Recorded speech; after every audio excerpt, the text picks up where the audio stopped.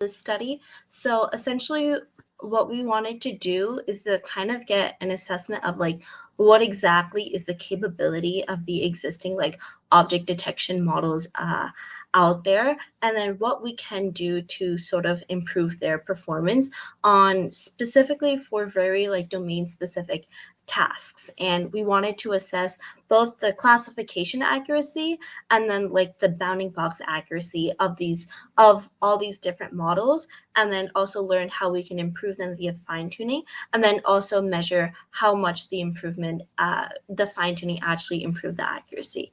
So to give some background about object detection in general, it's been a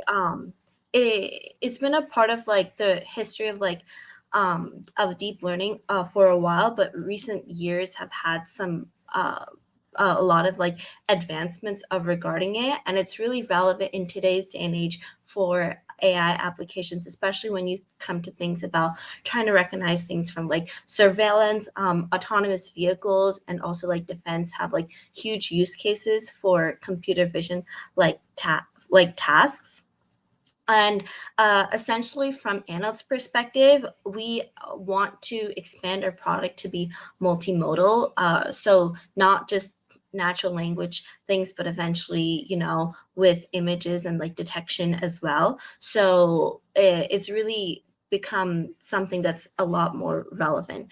And the motivation behind our experiment is that we really thought that these like general detection object detection algorithms was pretty poor when it came to highly specific things. Suppose if you had like a lot of just like of like military aircrafts or like under the sea of like or just objects that you didn't see on like common on like in everyday life. And this is because most of these models are trained on like a very large data set, usually called COCO, called Common Models in Context.